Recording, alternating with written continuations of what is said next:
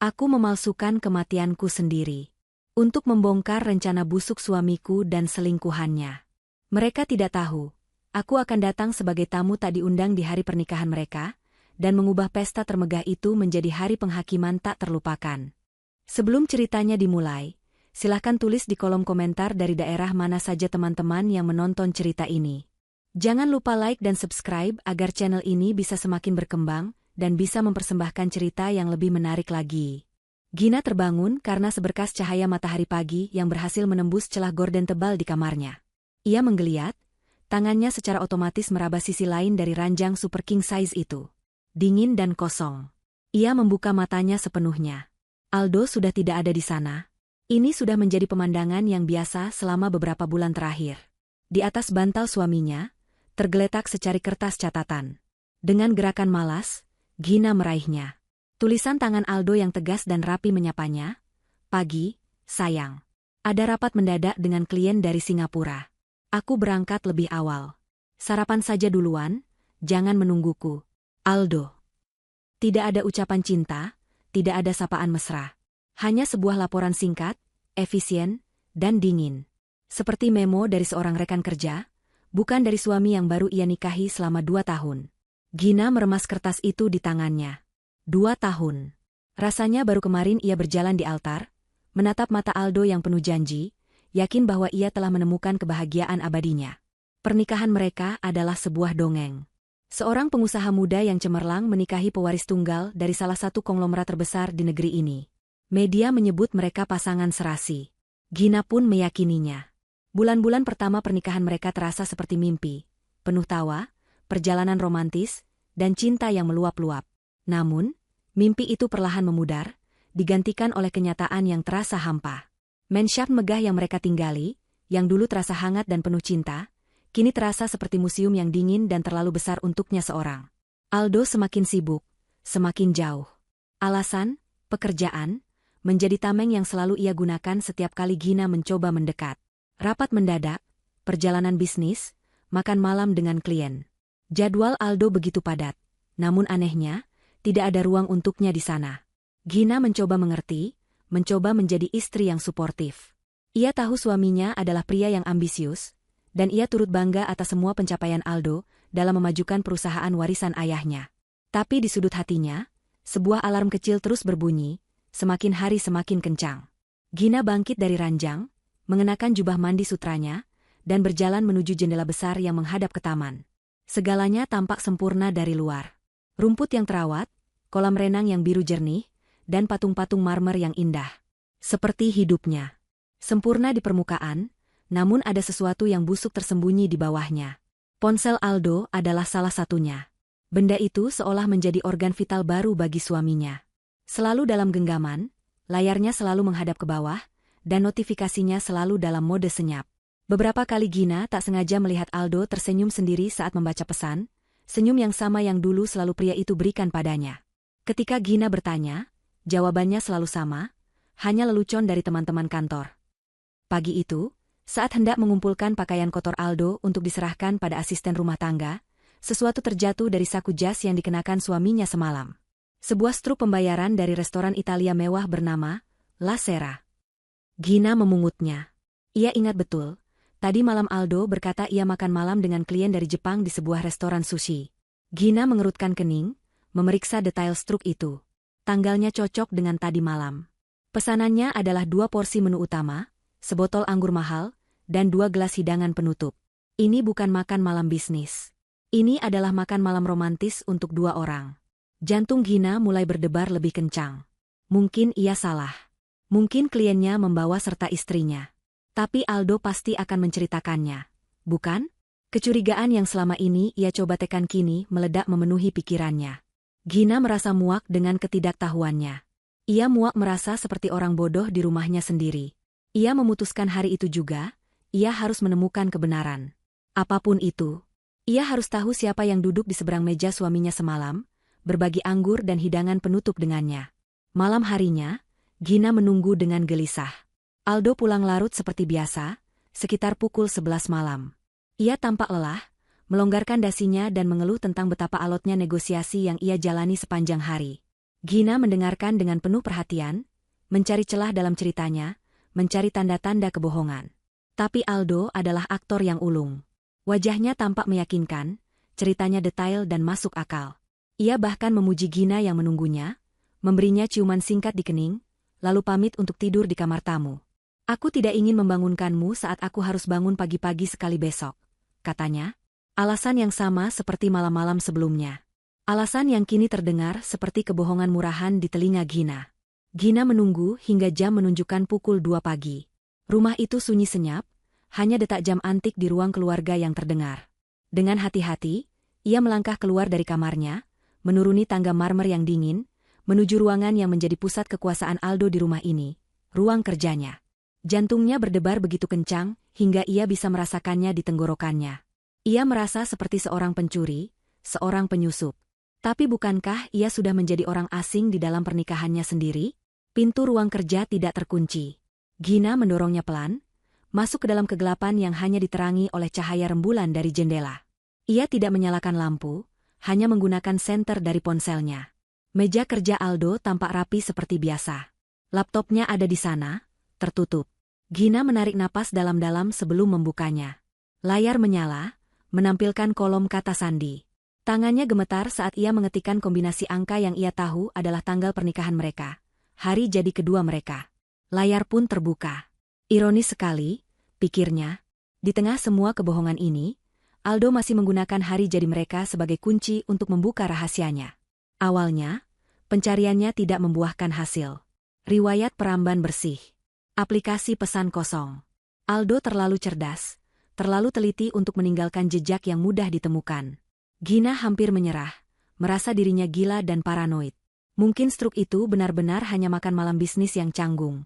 Mungkin ia hanya terlalu banyak berpikir. Saat ia hendak menutup laptop itu, matanya terpaku pada sebuah folder di sudut desktop. Namanya tidak mencurigakan sama sekali, proyek renovasi villa. Tapi Gina tahu, villa mereka di puncak baru saja selesai direnovasi 3 bulan lalu. Proyek apa lagi yang ada di sana?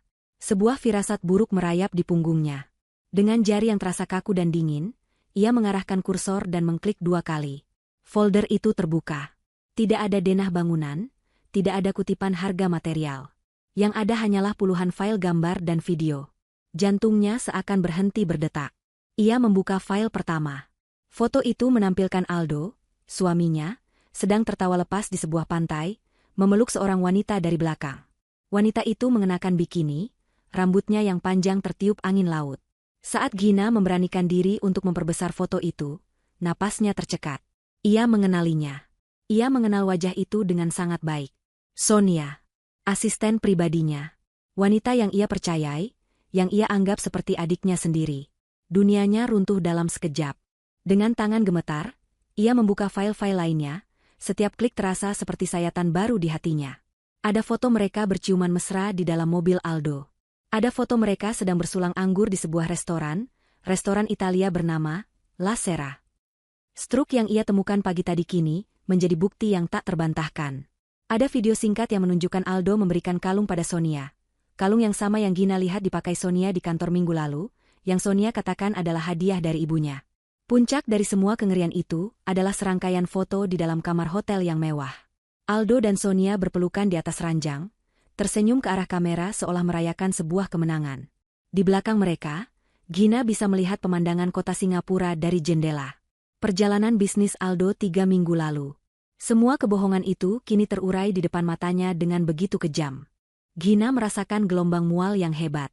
Ia membekap mulutnya, berlari ke kamar mandi yang terhubung dengan ruang kerja, dan memuntahkan seluruh isi perutnya.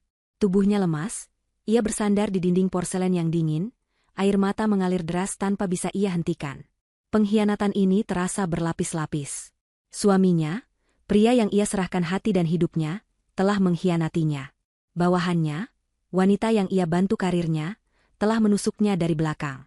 Mereka berdua telah menertawakannya, memainkannya seperti orang bodoh. Surga yang ia kira ia tinggali selama 2 tahun ini, hanyalah sebuah ilusi. Di balik fasad kemewahan dan kesempurnaan, ada neraka kebohongan dan pengkhianatan yang menjijikkan. Saat isak tangisnya mereda, yang tersisa bukanlah kesedihan. Yang tersisa adalah amarah. Amarah yang dingin, kelam, dan sangat besar. Ia tidak akan membiarkan mereka menghancurkannya. Ia tidak akan menjadi korban dalam cerita mereka. Malam itu, di tengah puing-puing pernikahannya, Gina yang naif dan penuh cinta telah mati. Dan dari abunya, lahir seorang wanita baru yang tidak akan berhenti sampai ia mendapatkan keadilan. Gina tidak kembali ke kamar tidurnya malam itu. Ia tetap di ruang kerja Aldo, duduk di lantai yang dingin dengan punggung bersandar pada dinding kamar mandi, membiarkan keheningan rumah menelannya. Syok awal yang terasa seperti hantaman fisik kini mulai surut, digantikan oleh sesuatu yang jauh lebih berbahaya, kejernihan pikiran yang menusuk. Naluri pertamanya yang penuh amarah untuk mengkonfrontasi Aldo kini terasa begitu naif dan kekanak-kanakan. Melemparkan bukti ke wajah mereka hanya akan membuat mereka menyangkal, menghapus jejak, dan mungkin mempercepat apapun rencana busuk yang sedang mereka jalankan. Ia tidak akan memberi mereka kepuasan itu. Ia tidak akan menunjukkan kartunya terlebih dahulu. Ia telah menjadi penonton dalam sandiwara mereka selama ini, sekarang saatnya ia menjadi sutradaranya. Ia menatap pantulan dirinya di gagang pintu perak yang mengilap. Wajahnya pucat, matanya bengkak, tetapi sorot matanya telah berubah. Kekecewaan telah membeku menjadi tekad. Ia menyadari bahwa perselingkuhan ini hanyalah puncak dari gunung es. Sonia, dengan ambisinya yang tak terbatas, dan Aldo, dengan keserakahannya yang tersembunyi di balik pesonanya, tidak akan bersatu hanya karena cinta. Pasti ada tujuan yang lebih besar, hadiah yang lebih menggiurkan daripada sekadar hubungan terlarang. Dan hadiah itu, Gina tahu, adalah kerajaan bisnis yang diwariskan oleh ayahnya. Harta dan kekuasaan. Itulah permainan yang sesungguhnya. Pagi harinya, Gina telah menyusun kembali topengnya. Ia membersihkan semua jejaknya di ruang kerja, memastikan laptop Aldo kembali seperti semula. Ia kemudian naik ke kamarnya, mandi, dan memilih pakaian kerjanya dengan saksama. Saat Aldo keluar dari kamar tamu, Gina menyapanya dengan senyum tipis, seolah tidak ada yang terjadi. Ia bahkan meletakkan struk restoran, La Sera, yang ia temukan kemarin di atas meja riasnya, seolah ia baru menemukannya saat membersihkan kamar. Aldo melihat struk itu, dan untuk sepersekian detik, Gina melihat kepanikan melintas di matanya sebelum pria itu dengan mahir menyembunyikannya. "Oh, ini," kata Aldo santai, mengambil struk itu. "Aku lupa memberitahumu. Klien dari Jepang itu membawa serta manajernya, orang Italia. Jadi kami pindah restoran untuk membuatnya lebih nyaman.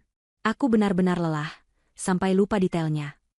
Gina hanya mengangguk pelan, seolah menerima penjelasan itu tanpa pertanyaan. "Begitu, ya? Lain kali ajak aku. Aku sudah lama tidak makan masakan Italia."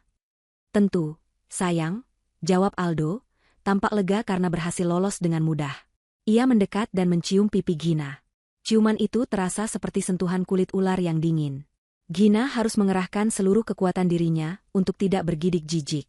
Saat Aldo berangkat kerja, Gina tahu langkah apa yang harus ia ambil selanjutnya. Ia butuh bantuan. Bantuan profesional yang bisa bekerja dalam bayang-bayang. Ia teringat satu nama, Dimas. Sahabatnya di masa kuliah yang cemerlang namun memilih jalan yang tidak biasa. Setelah beberapa tahun menjadi jurnalis investigasi yang disegani, Dimas mendirikan agensi keamanan swasta kecil yang melayani klien-klien kaya secara rahasia. Ia adalah ahli dalam pengawasan, keamanan siber, dan yang terpenting, ia adalah satu-satunya orang di dunia ini yang Gina tahu tidak akan pernah mengkhianatinya. Gina mengambil ponsel sekali pakai yang ia beli secara tunai beberapa waktu lalu untuk berjaga-jaga, dan menghubungi nomor lama Dimas. Mereka bertemu di sebuah kedai kopi tua di sudut kota yang jauh dari jangkauan kaum sosialita. Dimas, dengan penampilannya yang santai mengenakan kaos dan jaket jeans, tampak kontras dengan Gina yang selalu rapi. Ia mendengarkan cerita Gina dengan saksama, matanya yang tajam tidak pernah lepas dari wajah sahabatnya itu. Ia tidak menunjukkan keterkejutan, hanya sorot matanya yang menjadi semakin serius. "Aku sudah menduga hal seperti ini akan terjadi suatu hari nanti," kata Dimas pelan setelah Gina selesai. "Aldo terlalu mulus, terlalu sempurna. Orang seperti itu biasanya menyembunyikan sesuatu yang paling busuk." "Aku tidak butuh simpati, Dim," potong Gina, suaranya datar dan dingin. "Aku butuh telingamu. Aku ingin tahu setiap kata yang mereka ucapkan saat mereka pikir tidak ada yang mendengar. Aku ingin tahu rencana mereka sampai ke detail terkecil. Aku ingin kau memasang penyadap di ruang kerja Aldo. Di tempat yang paling aman." Dimas menatapnya lama. "Kamu sadar ini sangat berbahaya, kan, Gin? Ini bukan lagi drama perselingkuhan. Jika firasatmu benar, ini adalah konspirasi kriminal. Jika mereka sampai tahu kamu bergerak, mereka bisa menjadi sangat nekat. Aku tahu, jawab Gina. Tapi hidup dalam ketidaktahuan, menunggu mereka mengeksekusi rencana mereka, jauh lebih berbahaya. Aku tidak akan menjadi domba yang pasrah digiring ke rumah jagal. Melihat kobaran api di mata Gina, Dimas akhirnya mengangguk. Baiklah. Beri aku waktu 2 hari untuk mempersiapkan semuanya. Aku akan butuh akses ke rumahmu setidaknya selama 1 jam. Kau harus bisa membawa Aldo keluar dari sana tanpa menimbulkan kecurigaan. Malam itu juga, Gina memainkan perannya dengan sempurna. Ia menyiapkan makan malam favorit Aldo, dan bersikap ekstra manis. Aldo, aku minta maaf kalau beberapa waktu ini aku terlihat murung, katanya dengan nada penuh penyesalan. Aku hanya merindukanmu. Kita sudah jarang sekali punya waktu berdua. Bagaimana kalau besok malam kita makan malam di luar? Di restoran manapun yang kau mau. Anggap saja sebagai perayaan ulang tahun pernikahan kita yang tertunda. Aldo, yang mungkin merasa sedikit bersalah, atau hanya melihat ini sebagai kesempatan untuk meredakan potensi kecurigaan istrinya, langsung setuju. Ia bahkan tampak senang, memeluk Gina dan berjanji akan memesan tempat di restoran terbaik. Gina membalas pelukannya, merasakan kegetiran di hatinya. Betapa mudahnya memanipulasi seorang manipulator jika kau tahu tombol mana yang harus ditekan. Keesokan malamnya, saat Gina dan Aldo sedang menikmati makan malam mewah mereka, tim Dimas yang menyamar sebagai petugas pemeliharaan AC masuk ke dalam mansion. Mereka bekerja dengan senyap dan presisi militer. Sebuah alat penyadap canggih seukuran kancing baju ditanam di balik lukisan besar yang tergantung tepat di belakang kursi kerja Aldo. Alat itu tidak hanya merekam suara dengan kejernihan kristal, tetapi juga ditenagai oleh sumber listrik dari dinding, membuatnya bisa aktif tanpa batas waktu dan tidak akan pernah terdeteksi oleh pemindai biasa. Semua rekaman akan dikirim secara langsung ke server aman yang bisa diakses Gina kapan saja. Malam-malam berikutnya adalah siksaan bagi Gina. Ia akan menunggu hingga Aldo tertidur, lalu mengunci diri di kamar baca, memasang earphone, dan mendengarkan dunia rahasia suaminya. Awalnya, yang ia dengar hanyalah percakapan bisnis yang membosankan dan panggilan telepon biasa. Ia hampir putus asa. Namun, pada malam keempat, penantiannya berakhir. Sekitar pukul 11 malam, ia mendengar suara pintu ruang kerja dibuka, diikuti oleh suara langkah kaki dan tawa manja yang kini membuatnya mual. Sonia ada di sana, di rumahnya. Istrimu itu benar-benar tidak curiga sama sekali, ya? Mudah sekali dibujuk dengan makan malam mewah, kata Sonia, suaranya terdengar begitu congkak. Sudah kubilang, dia hidup di dunianya sendiri, jawab Aldo. Dia terlalu sibuk menjadi istri yang sempurna, sampai tidak sadar suaminya sedang merencanakan masa depan yang lebih baik tanpanya. Tawa mereka berdua terdengar, memenuhi telinga Gina dengan racun. Sekarang, mari kita lanjutkan pembahasan penting kita. Gina menahan napas, seluruh tubuhnya menegang. Inilah saatnya. Dokter Rinaldi sudah setuju untuk membantu, kata Aldo. Dia akan menyiapkan laporan medis yang menyatakan Gina mengalami depresi berat dengan gejala psikotik setelah kematian orang tuanya. Dia bilang, dengan beberapa kesaksian dari orang-orang terdekat, seperti dirimu, Sonia, yang bisa bersaksi tentang perilakunya yang aneh, akhir-akhir ini, kita bisa dengan mudah mengajukan permohonan ke pengadilan. Permohonan untuk apa? Tanya Sonia. Untuk menjadikan aku sebagai wali sah atas dirinya dan seluruh asetnya, jelas Aldo. Dengan kondisi mentalnya yang tidak stabil, dia tidak lagi cakap secara hukum untuk mengelola perusahaan sebesar itu. Sebagai suami yang peduli, aku akan mengambil alih. Setelah itu, kita akan mengirimnya ke fasilitas rehabilitasi terbaik di Swiss. Tempatnya tenang, udaranya segar. Dia akan dirawat di sana seumur hidupnya. Gina merasakan hawa dingin yang menusuk tulang. Ini lebih buruk dari yang pernah ia bayangkan. Mereka tidak hanya ingin mengambil hartanya, mereka ingin menghapus keberadaannya. Mengurungnya, melabelinya sebagai orang gila, dan membiarkannya membusuk sendirian di negeri asing sementara mereka menikmati hasil jerih payah keluarganya.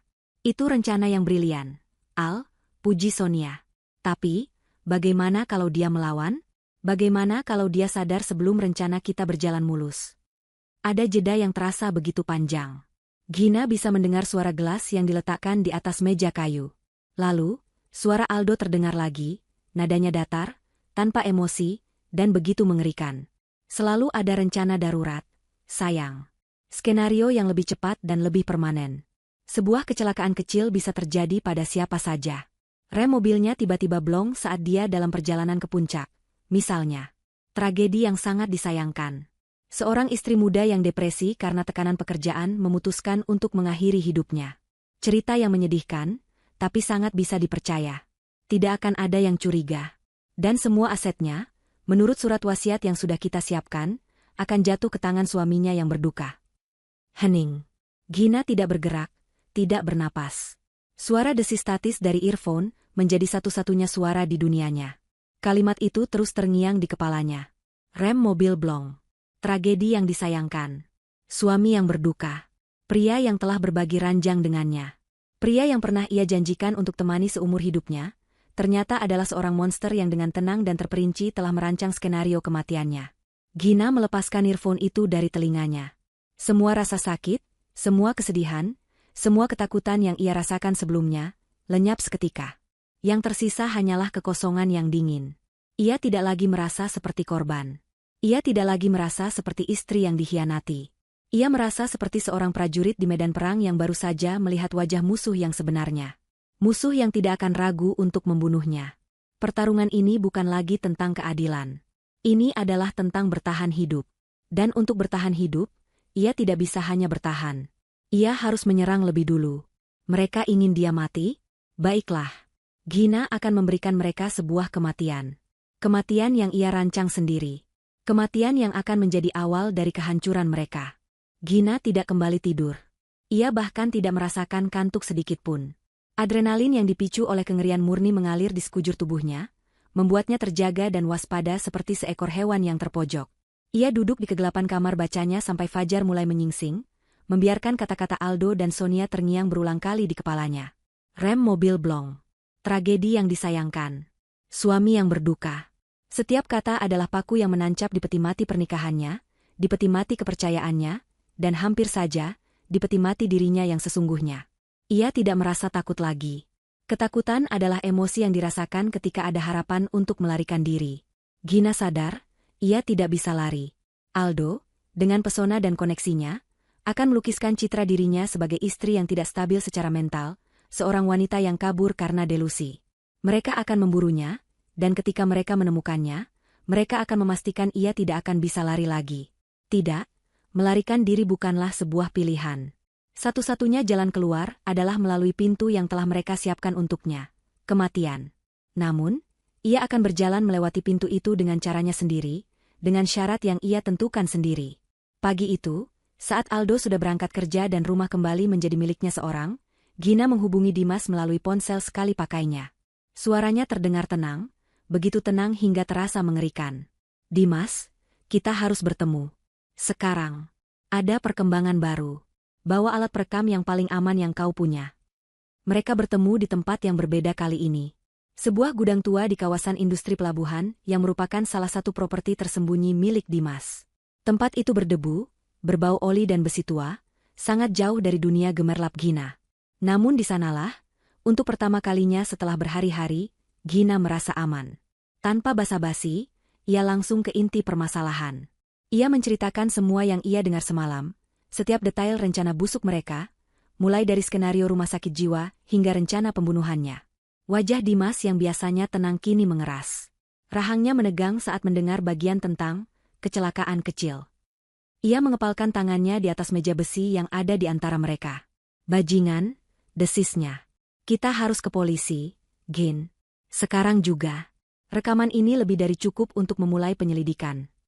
Gina menggelengkan kepalanya perlahan. Tidak, Dim. Kau tidak mengerti. Siapa Aldo di mata publik? Pengusaha muda jenius yang berhasil menyelamatkan perusahaan mertuanya. Siapa aku? Seorang istri yang baru kehilangan orang tua, yang bisa dengan mudah mereka cap sebagai orang yang rapuh dan depresi. Pengacara Aldo akan memutarbalikkan rekaman ini.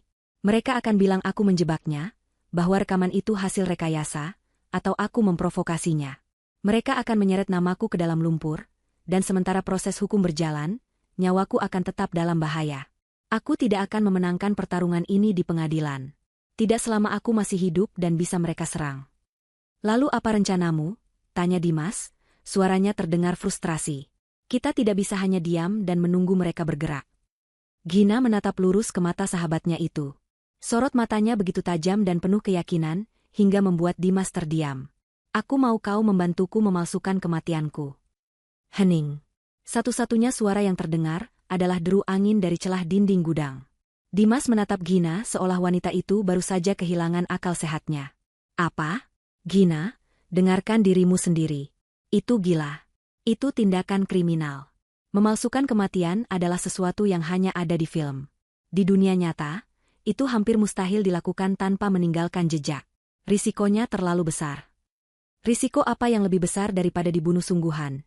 Dim, balas Gina, suaranya sedikit meninggi. Risiko apa yang lebih besar daripada membiarkan dua monster itu menari di atas kuburanku, sambil menikmati semua yang menjadi hakku? Aku tidak memintamu melakukan ini untuk bersenang-senang. Aku memintamu melakukan ini untuk menyelamatkan hidupku. Ada cara lain, desak Dimas. Kita bisa membawamu pergi dari negara ini. Aku punya koneksi. Kita bisa memberimu identitas baru, menyembunyikanmu di tempat yang tidak akan pernah mereka temukan. Dan hidup dalam pelarian seumur hidupku, tukas Gina. Hidup dalam ketakutan setiap kali mendengar seseorang memanggil namaku, membiarkan mereka menang, merebut perusahaan ayahku, mencoreng nama baik keluargaku? Tidak. Aku tidak mau hanya selamat. Aku mau keadilan. Aku mau pembalasan. Aku ingin melihat wajah mereka saat mereka pikir mereka sudah mendapatkan segalanya. Aku ingin berada di sana saat dunia mereka runtuh. Sama seperti mereka meruntuhkan duniaku. Gina bisa melihat keraguan di mata Dimas. Sahabatnya itu terombang-ambing antara logika profesionalnya dan kesetiaannya pada Gina. Gina tahu ia butuh sesuatu yang lebih untuk meyakinkannya. Sesuatu yang akan membuatnya merasakan kengerian yang sama seperti yang Gina rasakan. Dengarkan ini, katanya sambil mendorong sebuah pemutar audio kecil ke arah Dimas dan menyerahkan sebuah earphone. Dengarkan sendiri bagaimana suara suamiku saat merencanakan kematianku. Dengan enggan, Dimas memasang earphone itu di telinganya. Gina menekan tombol putar. Ia memperhatikan wajah sahabatnya itu dengan saksama. Awalnya, kening Dimas hanya berkerut. Lalu, matanya sedikit melebar. Saat bagian percakapan tentang Dr. Rinaldi diputar, rahang Dimas mengeras. Dan akhirnya, saat suara Aldo yang dingin mengucapkan kalimat, "Rem mobil blong," terdengar, Dimas sontak mencabut earphone itu dari telinganya seolah benda itu baru saja menyetrumnya. Wajahnya pucat pasi. Ia menatap Gina, dan di matanya, Gina tidak lagi melihat keraguan, hanya ada kengerian dan amarah yang sama besarnya dengan miliknya. "Aku akan membantumu," kata Dimas akhirnya. Suaranya serak. Ia tidak lagi memanggil Gina gila. Ia kini mengerti sepenuhnya. "Aku akan membantumu melakukan apapun yang kau perlukan. Mereka tidak akan lolos begitu saja." Rasa lega yang luar biasa menyelimuti Gina, namun ia tidak membiarkannya bertahan lama. "Ini baru permulaan. Terima kasih, Dim," katanya tulus. "Mulai sekarang, kita harus berpikir seperti mereka. Cerdik, teliti, dan tanpa ampun. Kita perlu merancang sebuah kecelakaan yang sempurna. Kecelakaan yang tragis, tidak meninggalkan keraguan, dan yang terpenting, tidak meninggalkan jasad." Dimas mengangguk, otaknya yang terlatih sebagai seorang investigator langsung bekerja. Kecelakaan di laut atau di jurang yang dalam. Sesuatu yang membuat operasi pencarian dan penyelamatan menjadi sulit, sehingga pihak berwenang pada akhirnya akan menyerah dan menyatakan korban hilang dan dianggap meninggal. "Tepat," sahut Gina. "Dan sementara dunia berduka atasku, aku akan menghilang. Aku butuh identitas baru, tempat persembunyian yang aman, dan akses terbatas ke sebagian kecil danaku tanpa bisa dilacak oleh Aldo." "Itu bagian yang rumit," kata Dimas sambil berpikir. "Mengalihkan aset tanpa terdeteksi akan sulit. Aldo pasti akan mengawasi semua rekeningmu begitu kau dinyatakan meninggal. Kita perlu membuat sebuah entitas perusahaan cangkang di luar negeri, mungkin sudah harus kita lakukan dari sekarang." Mereka menghabiskan beberapa jam berikutnya di gudang yang dingin itu, menyusun kerangka dari rencana mereka yang gila. Setiap detail dibahas, setiap kemungkinan masalah diantisipasi. Mereka membicarakan tentang bagaimana cara mendapatkan mobil yang identik dengan milik Gina untuk dikorbankan, bagaimana menciptakan jejak digital palsu yang mengarah pada kondisi mental Gina yang sedang menurun, seperti riwayat pencarian tentang depresi dan bunuh diri. Mereka bahkan membahas detail terkecil seperti catatan bunuh diri palsu, yang harus ditulis tangan oleh Gina sendiri, agar terlihat otentik. Saat matahari mulai terbenam, mengubah langit menjadi jingga, mereka telah memiliki dasar yang kuat. Rencana itu berbahaya, rumit, dan penuh dengan risiko kegagalan. Tapi untuk pertama kalinya setelah sekian lama, Gina merasakan secercah harapan. Bukan harapan untuk kembali ke kehidupan lamanya, tetapi harapan untuk sebuah akhir yang adil. Apa kau benar-benar siap untuk ini, Gin? Tanya Dimas untuk terakhir kalinya, menatapnya dengan tatapan penuh perhatian. Setelah kau melangkah melewati garis ini, tidak ada jalan untuk kembali. Gina yang dikenal semua orang akan mati. Gina berdiri, merapikan pakaiannya, dan menatap keluar melalui jendela gudang yang kotor ke arah pelabuhan yang sibuk. Aldo dan Sonia sudah membunuh Gina yang mereka kenal pada malam mereka merencanakan pembunuhannya. Jawabnya, suaranya terdengar mantap dan tanpa keraguan sedikitpun. Sekarang, mereka harus berhadapan dengan hantunya. 2 minggu setelah pertemuan di gudang itu, adalah periode paling intens dan menegangkan dalam hidup Gina. Siang hari, ia adalah Gina Wijaya, istri seorang konglomerat yang perlahan-lahan tenggelam dalam depresi. Ia memainkan perannya dengan totalitas seorang aktris pemenang penghargaan. Senyumnya lenyap, digantikan oleh tatapan kosong. Ia berhenti merawat diri, membiarkan rambutnya yang indah tergerai kusut dan lingkaran hitam terbentuk di bawah matanya. Ia sengaja meninggalkan riwayat pencarian di komputernya tentang cara mengatasi kesedihan mendalam dan terapi untuk trauma masa lalu. Ia bahkan beberapa kali menangis tanpa sebab yang jelas di hadapan para asisten rumah tangga, tahu bahwa kabar tentang ketidakstabilan dirinya akan menyebar dengan cepat di dalam rumah dan mungkin sampai ke telinga Sonia atau Aldo. Malam hari, ia berubah menjadi perencana yang dingin dan metodis. Bersama Dimas di tempat persembunyian yang berbeda-beda setiap malam, ia menyempurnakan setiap detail dari rencana kematiannya. Dimas, dengan jaringannya yang luas, berhasil menemukan sebuah mobil yang nyaris identik dengan sedan mewah milik Gina. Mobil itu adalah mobil curian yang nomor rangka dan mesinnya sudah dihapus. Mobil hantu yang sempurna untuk dikorbankan. Mereka juga menyiapkan identitas baru untuk Gina. Sebuah paspor palsu dengan nama Anya Lestari, seorang desainer lepas dengan latar belakang yang bersih dan tidak mencolok. Gina memotong rambut panjangnya yang selalu dipuji Aldo, mengubahnya menjadi model bob pendek yang tegas dan mewarnainya menjadi coklat gelap. Ia menyingkirkan semua pakaian desainernya, menggantinya dengan pakaian sederhana yang tidak akan menarik perhatian. Ia bahkan berlatih untuk mengubah cara berjalannya, dari langkah anggun seorang sosialita menjadi langkah cepat dan efisien seorang wanita pekerja biasa. Bagian tersulit adalah menulis surat wasiat palsu dan catatan bunuh diri. Duduk sendirian di sebuah apartemen sewaan yang anonim, Gina menumpahkan kesedihan palsunya ke atas kertas. Ia menulis tentang bagaimana ia tidak pernah benar-benar pulih dari kehilangan orang tuanya, bagaimana tekanan untuk mengelola perusahaan terasa begitu berat, dan bagaimana ia merasa hampa di tengah kemewahan. Ia menyelipkan kalimat-kalimat ambigu yang bisa diartikan sebagai pujian untuk Aldo, menyebutnya sebagai sauh, yang sayangnya tidak lagi cukup kuat untuk menahannya. Setiap kata ia tulis dengan hati-hati, memastikan tulisan tangannya menunjukkan getaran keputusasaan. Itu adalah karya fiksi paling menyakitkan yang pernah ia tulis, karena di dalamnya terkandung serpihan kebenaran yang telah dipelintir. Langkah terakhir adalah mengamankan dana untuk hidup barunya. Gina tidak bisa menyentuh rekening utamanya. Ia menggunakan rekening pribadi yang ia miliki sebelum menikah, rekening yang Aldo tidak tahu keberadaannya. Selama seminggu, ia menarik uang tunai dalam jumlah kecil dari berbagai anjungan tunai mandiri yang berbeda, jumlah yang tidak akan memicu alarm dari pihak bank. Uang itu kemudian ia serahkan pada Dimas, yang melalui serangkaian transaksi rumit di dunia maya, menyetorkannya ke sebuah rekening anonim di Swiss atas nama Anya Lestari. Itu tidak seberapa dibandingkan dengan total kekayaannya, tapi lebih dari cukup untuk membiayai hidup dan rencana balas dendamnya selama beberapa tahun ke depan. Akhirnya, hari yang ditentukan tiba. Sebuah hari Jumat yang cerah. Gina telah memilih lokasi kecelakaannya dengan cermat. Sebuah tikungan tajam di jalur menuju puncak yang terkenal angker dan berbahaya, dengan jurang yang sangat dalam di sisinya. Tempat itu dijuluki Lembah Janda, karena banyaknya kecelakaan fatal yang terjadi di sana. Tim SAR seringkali kesulitan mengevakuasi korban, karena medannya yang curam dan vegetasi yang lebat. Tempat yang sempurna untuk sebuah jasad yang tidak akan pernah ditemukan. Pagi itu, Gina mendekati Aldo dengan mata sembab, seolah ia tidak tidur semalaman. "Aldo," katanya dengan suara bergetar. Aku tidak kuat lagi berada di rumah ini. Rasanya sesak. Aku butuh waktu sendiri.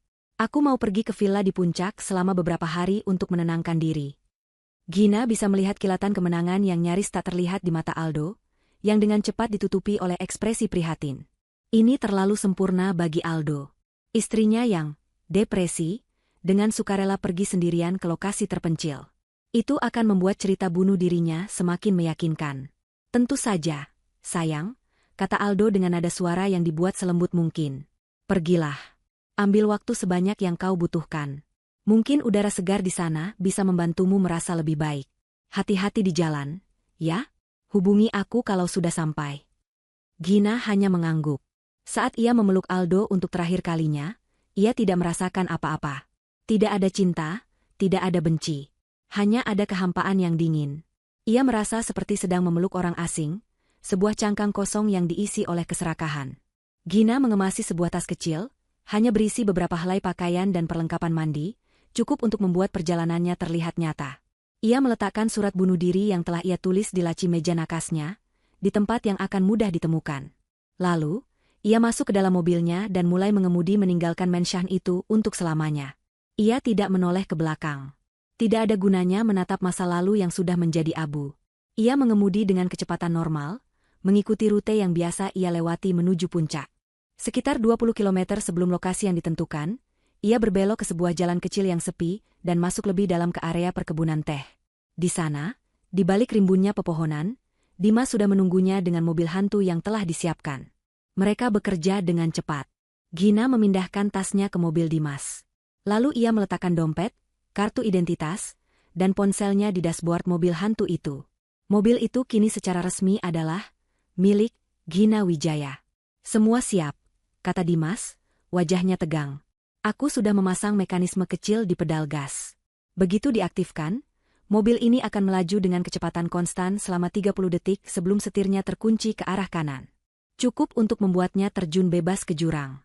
Aku juga menaruh beberapa jeriken bensin kecil di bagasi. Begitu terjadi benturan, semuanya akan terbakar habis. Gina mengangguk, tenggorokannya terasa kering. Ayo kita lakukan. Ia masuk ke dalam mobil Dimas yang diparkir agak jauh, sementara Dimas memberikan sentuhan akhir pada mobil hantu itu. Dari dalam mobil, Gina berganti pakaian, mengenakan jeans sederhana, kaos, dan topi yang menutupi wajahnya. Ia bukan lagi Gina. Ia adalah Anya. Dimas kembali dan masuk ke kursi pengemudi. Ia mengeluarkan sebuah remote kecil. Siap? Tanyanya sekali lagi. Gina menarik napas dalam-dalam dan mengangguk. Dimas menekan sebuah tombol. Mesin mobil hantu itu menyala dengan deru yang keras. Beberapa detik kemudian, mobil itu mulai bergerak maju, perlahan pada awalnya, lalu semakin cepat, meluncur keluar dari persembunyiannya dan kembali ke jalan utama. Dimas dengan cepat menyalakan mobilnya dan mengikuti dari jarak yang aman. Jantung Gina berdebar kencang saat mereka melihat mobil itu melaju sendirian di jalan yang sepi. Pemandangan itu begitu surreal. Sebuah mobil kosong melaju menuju kematiannya sendiri. Mereka tiba di tikungan tajam beberapa saat setelah mobil hantu itu. Dari kejauhan, mereka melihatnya. Mobil sedan mewah itu tidak berbelok. Ia terus melaju lurus, menabrak pagar pengaman yang ringkih, dan kemudian terjun ke dalam jurang yang menganga. Selama beberapa detik, hanya ada keheningan.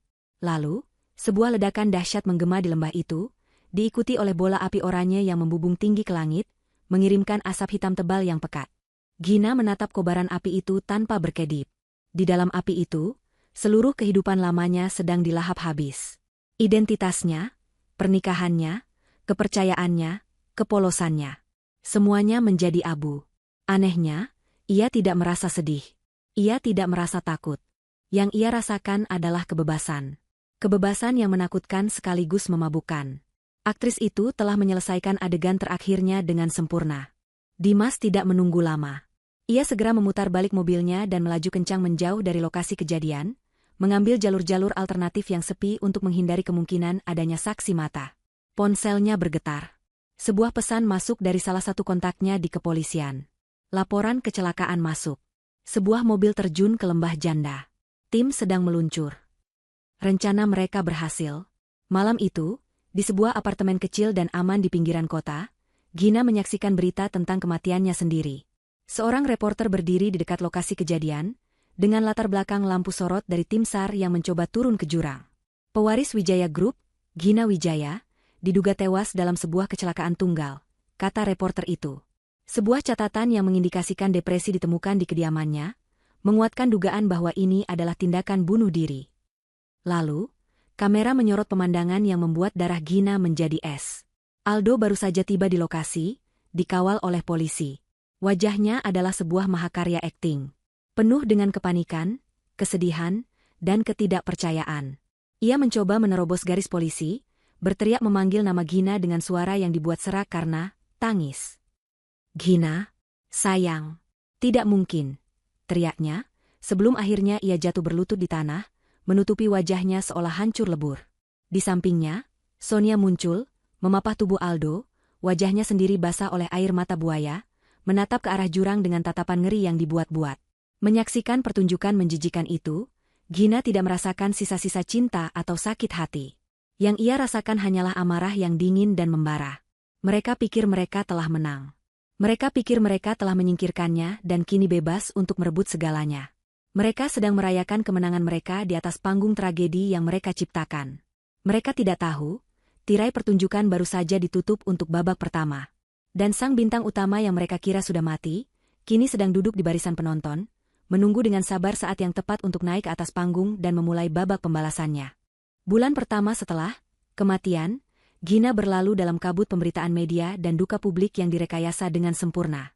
Tim SAR secara resmi menghentikan pencarian setelah 2 minggu, menyimpulkan bahwa tidak mungkin menemukan jasad di jurang yang begitu dalam dan berbahaya. Gina Wijaya dinyatakan hilang dan dianggap telah meninggal dunia. Dari sebuah apartemen sederhana di sudut kota Bandung, Gina, yang kini hidup sebagai Anya Lestari, menyaksikan semua itu dari layar laptopnya. Ia telah menjadi hantu, seorang penonton tak kasat mata bagi pemakamannya sendiri. Ia melihat teman-teman sosialitanya memberikan komentar penuh duka di media sosial, ia membaca artikel-artikel yang melukiskan Aldo sebagai suami tragis yang kehilangan belahan jiwanya, dan ia menyaksikan liputan acara doa bersama yang megah yang diselenggarakan oleh Aldo untuk mengenang dirinya. Puncak dari sandiwara itu adalah acara memorial yang disiarkan di beberapa stasiun televisi berita. Diadakan di Aula Utama Wijaya Group, di hadapan ratusan karyawan, kolega bisnis, dan wartawan, Aldo berdiri di atas panggung di depan sebuah foto potret Gina yang sangat besar. Dalam foto itu, Gina tersenyum bahagia. Menyaksikan itu dari apartemennya yang sepi, Gina merasa perutnya mual. Aldo, dalam setelan jas hitam yang mahal, memberikan pidato eulogi yang begitu menyentuh hingga membuat banyak hadirin menangis. Ia berbicara tentang cinta mereka, tentang impian mereka, tentang bagaimana Gina adalah cahaya dalam hidupnya yang kini telah padam. "Saya tidak hanya kehilangan seorang istri," kata Aldo, suaranya dibuat bergetar seolah menahan tangis. "Saya kehilangan separuh dari jiwa saya. Tapi saya berjanji, di hadapan Anda semua dan di hadapan arwah istri saya tercinta, saya akan melanjutkan warisannya. Saya akan memimpin perusahaan ini menjadi lebih hebat lagi, seperti yang selalu ia inginkan. Ini untukmu, Gina. Selalu untukmu." Gina tertawa. Tawa yang kering dan tanpa humor, yang menggema di ruangannya yang sunyi. Ia tertawa melihat betapa lihainya suaminya itu berakting. Ia adalah aktor terbaik yang pernah ia lihat, dan dunia adalah panggungnya. Saat itu, Gina tidak lagi merasakan sakit. Yang ia rasakan hanyalah penghinaan yang mendalam, yang semakin memantapkan tekadnya. Sementara dunia melihat Aldo sebagai duda yang berduka, Gina dan Dimas melihat kenyataan yang berbeda. Setiap hari, Dimas mengirimkan laporan transkripsi kepada Gina. Laporan itu berisi rekaman audio baru dari penyadap yang masih aktif, laporan intelijen dari beberapa orang dalam perusahaan yang berhasil direkrut Dimas, dan analisis pergerakan keuangan Aldo dan Sonia. Informasi ini melukiskan gambaran yang sangat kontras dengan citra publik mereka. 2 hari setelah acara memorial itu, penyadap di ruang kerja Aldo merekam suara dentingan gelas dan musik yang riang. Itu adalah suara pesta perayaan pribadi. Untuk kebebasan. Gina mendengar Aldo bersulang. "Dan untuk masa depan baru kita," sahut Sonia dengan tawa kemenangan. "Aku harus akui, pidatomu di acara memorial itu sangat meyakinkan. Aku hampir saja ikut menangis sungguhan." "Itu semua bagian dari pertunjukan, sayang," jawab Aldo. "Publik perlu diyakinkan. Sekarang, tidak akan ada lagi yang mempertanyakan apapun yang aku lakukan." Setelah itu, mereka mulai bergerak cepat. Laporan Dimas menunjukkan bahwa Sonia secara resmi telah pindah ke mansion mereka, meskipun kepada publik ia masih tinggal di apartemennya sendiri. Aldo memberinya akses penuh ke semua fasilitas, termasuk lemari pakaian Gina. Gina harus menelan ludah pahit saat Dimas mengirimkan foto-foto dari informannya, menunjukkan Sonia sedang mencoba perhiasan dan gaun-gaun milik Gina. Mereka tidak hanya mengambil hidupnya, mereka juga mencoba mencuri identitasnya. Namun, yang lebih penting bagi Gina adalah bukti kejahatan finansial mereka. Dengan Gina yang sudah tiada, dan Aldo yang memiliki kendali penuh, mereka mulai menjarah perusahaan secara sistematis. Gina, Dengan latar belakang bisnisnya, menelaah setiap data yang dikirimkan Dimas dengan teliti. Ia melihat pola yang jelas. Aldo menggunakan restrukturisasi perusahaan pasca tragedi sebagai kedok. Ia membuat beberapa proyek fiktif, menyetujui anggaran yang sangat besar, dan mengalihkan dana tersebut ke serangkaian perusahaan cangkang yang telah ia siapkan di luar negeri. Itu adalah penipuan skala besar yang dirancang dengan sangat cerdik. Jika tidak ada yang tahu harus mencari kemana, kejahatan itu tidak akan pernah terungkap. Gina dan Dimas bekerja tanpa lelah, mengumpulkan setiap bukti digital, salinan transfer bank, email rahasia antara Aldo dan manajer keuangannya yang korup, dan rekaman percakapan di mana Aldo dengan bangga menjelaskan skemanya pada Sonia. Gina menyimpan semua itu dalam sebuah hard drive yang terenkripsi berlapis-lapis. Itu akan menjadi senjatanya, peluru-peluru yang akan ia tembakkan di saat yang paling tepat. Hari-hari berlalu menjadi minggu, dan minggu menjadi bulan. Gina hidup dalam isolasi yang disiplin. Ia jarang keluar, dan jika terpaksa, ia selalu mengenakan kacamata hitam dan masker. Ia menghabiskan waktunya untuk belajar tentang pasar saham, meretas, dan mempelajari setiap detail tentang kehidupan baru Aldo dan Sonia. Ia tahu restoran favorit baru mereka, ia tahu teman-teman baru mereka, ia bahkan tahu jenis anggur yang sekarang sering mereka minum. Ia adalah hantu yang maha tahu, mempelajari setiap kelemahan musuh-musuhnya. Kemarahannya tidak lagi meledak-ledak, melainkan telah mengendap menjadi energi dingin yang terfokus, bahan bakar yang membuatnya tetap berjalan. Hampir setahun setelah kematian palsunya, datanglah informasi yang telah ia tunggu-tunggu. Dimas mengiriminya sebuah rekaman audio pendek. Kualitasnya sedikit buruk, direkam dari penyadap yang Dimas pasang di mobil Aldo. Dalam rekaman itu, suara Sonia terdengar manja. "Sayang, ini sudah hampir setahun. Kapan kau akan melamarku secara resmi? Aku lelah terus bersembunyi." Terdengar helaan napas dari Aldo. "Sabar, Sonia. Semuanya harus terlihat pantas. Masa berkabung 1 tahun adalah waktu yang bisa diterima oleh publik. Setelah peringatan 1 tahun kematian Gina, aku akan mengumumkan pertunangan kita. Kita akan adakan pesta termegah yang pernah ada. Aku akan menunjukkan pada dunia bahwa aku sudah siap untuk memulai lembaran baru." "Dan aku akan menjadi Nyonya Wijaya yang baru?" tanya Sonia. "Kau akan menjadi satu-satunya Nyonya Wijaya," jawab Aldo dengan nada meyakinkan. Gina mematikan rekaman itu. Bibirnya menyunggingkan senyum tipis yang dingin. Panggung telah disiapkan. Tanggal mainnya sudah ditentukan. Selama ini mereka menari-nari dengan gembira di atas kuburan palsunya. Sebentar lagi, Gina akan memastikan mereka akan menari mengikuti irama yang ia mainkan, sebuah irama yang akan mengantar mereka langsung ke neraka. 3 bulan kemudian, sesuai dengan rencana mereka, Aldo dan Sonia mengumumkan pertunangan mereka kepada publik. Pengumuman itu, yang dilakukan tepat setelah acara peringatan 1 tahun kematian Gina, disambut dengan berbagai reaksi. Media meliputnya sebagai kisah yang mengharukan tentang menemukan kembali cinta setelah tragedi besar. Tim humas Aldo bekerja keras untuk membentuk narasi ini. Namun, di kalangan elit yang lebih mengenali seluk-beluk dunia mereka, bisik-bisik mulai terdengar. Semuanya terasa terlalu cepat, terlalu rapi. Namun, tidak ada yang berani menentang Aldo Wijaya, sang duda perkasa yang kini memegang kendali penuh atas salah satu perusahaan terbesar di negara itu. Sebagai puncak dari pengumuman mereka, Aldo dan Sonia memutuskan untuk menggelar sebuah pesta pertunangan yang luar biasa mewah. Dan dalam sebuah tindakan yang menunjukkan kesombongan mereka yang tak terbatas, mereka memilih untuk mengadakannya di mansion utama keluarga Wijaya. Rumah yang dibangun oleh ayah Gina. Rumah tempat Gina dibesarkan. Rumah yang kini ingin mereka klaim sebagai milik mereka sepenuhnya. Bagi Gina, ini adalah sebuah undangan. Undangan bagi sang hantu untuk pulang. "Ini adalah kesempatan emas," kata Gina pada Dimas melalui sambungan telepon yang aman. "Mereka akan mengumpulkan semua saksi kehancuran mereka di satu tempat. Aku tidak akan hanya diam dan menonton kali ini. Aku ingin memberi mereka sedikit pemanasan." "Apa yang ada di pikiranmu?" tanya Dimas. "Menampakkan diri sekarang terlalu berisiko." "Tentu saja tidak," jawab Gina. "Aku tidak akan menunjukkan wajahku. Aku hanya akan menunjukkan kehadiranku. Aku ingin mereka merasa tidak aman di rumah yang mereka curi. Aku ingin menanamkan benih paranoia di antara mereka. Biarkan mereka saling curiga, biarkan mereka ketakutan dalam kemewahan mereka." Rencananya sederhana namun berani. Gina akan menyusup ke dalam pestanya sendiri. Dimas, yang selama setahun ini telah memetakan setiap sudut sistem keamanan rumah itu, tahu persis bagaimana melakukannya. Ia akan meretas sistem dari jarak jauh, menciptakan beberapa titik buta pada kamera pengawas, dan menonaktifkan sensor gerak di beberapa area kunci selama tepat 15 menit. Itu adalah jendela waktu bagi Gina untuk masuk, melakukan aksinya, dan keluar. Untuk penyamarannya, Gina akan berpura-pura menjadi salah satu staf dari perusahaan catering papan atas yang mereka sewa. Mengenakan seragam hitam putih, rambutnya disanggul rapi di balik topi, dan wajahnya ditutupi masker medis dengan alasan protokol kesehatan, tidak akan ada yang mengenalinya. Malam pesta itu tiba. Rumah masa kecil Gina berkilauan dengan cahaya, dipenuhi oleh tawa dan musik.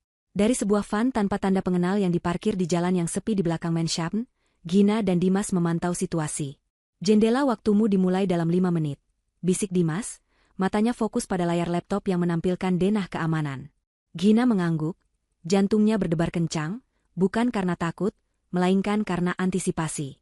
Tepat saat Dimas memberinya sinyal, ia keluar dari van, membawa sebuah nampan kosong, dan berjalan dengan tenang melalui gerbang layanan yang sensornya telah dimatikan. Ia berhasil masuk tanpa hambatan. Berada kembali di dalam rumahnya terasa aneh. Sonia telah mengubah banyak hal.